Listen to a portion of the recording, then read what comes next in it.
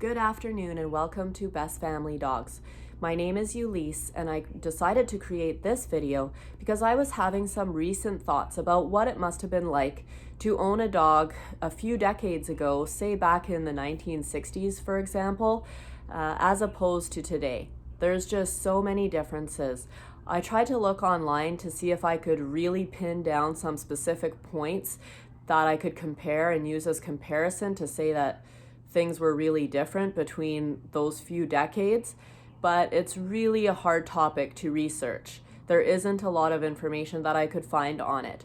So for today, I just have a few points that I wanted to bring up that I've experienced growing up, mostly through my mother and her experience in the 1960s and 70s of owning a dog herself with her family.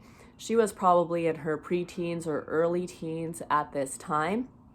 And it just sounds like things have been a lot different. So one of the things that she talks about is that there wasn't many dog options back then. I guess you just went to the local pet store and picked a dog from a small litter of puppies.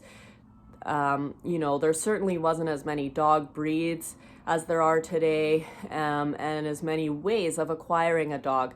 Nowadays, we have shelters, we have breeders, and we tend to do our research really well. It sounded like back then, if you wanted a dog, you could pre-contemplate it for some time prior to actually purchasing one, but you wouldn't have had as much access to resources and research before dog owning as there is today. So you would basically go down and pick up one of a few dogs and hope that that was going to work out for you. So my mom ended up with a male Cocker Spaniel at that time, who they named Bubush. I don't know why. I think it's a European, possibly Polish name. I'm not sure what it means. It may just be a term of endearment. I don't even know how to spell it. But if you have any ideas or know a different language and understand what the term Bubush means, feel free to let me know or write it in the comments below. My mom must have told me, but I don't really remember. It's been too long, and these were stories of hers from quite a while ago. But some of the other differences were that, she never took the dog to obedience training. It wasn't a thing back then. The dog was rarely leashed because that wasn't a thing. All these leash laws and everything, they are newer laws that are only in place more now. There's certainly more people owning dogs in today's society. And she also would talk about the dog just eating table scraps and eating the same foods that they did in all sorts of ways, which we know now probably wasn't extremely beneficial to the dog and could have even been harmful to its health. But there certainly wasn't any of these diets that, or organic dog foods and everything. The byproduct dog foods just came out sort of in the later years of their dog's life, and so they would start to feed him sort of the kibbles then. But by that time, he was already well versed on table scraps for probably 10 years before that. So just really interesting shifts. You never took your dog to the vet. You never got vaccinations. Veterinarian science really only took off, I think, maybe in the 1990s. I could be wrong about that specifically, but maybe just a little bit earlier, prior to the 1990s, as more people started to get domestic dogs and, care about the health and well-being of their dog. Then vaccines and lifelong health and longevity started to be more relevant to society. But prior to that, you never took your dog to the vet. You never took your dog for checkups. There probably was some veterinarians in case there was, an emergency with your pet, but certainly it wasn't to the extreme that we saw it picking up in the 1990s, where people were caring more about the health of their animal and bringing their animal in maybe once a year for a checkup and things like that, and vaccinations and medications that were needed either short-term or long-term. And certainly we don't see the care about senior dog health that we do today. So these were all really interesting trends.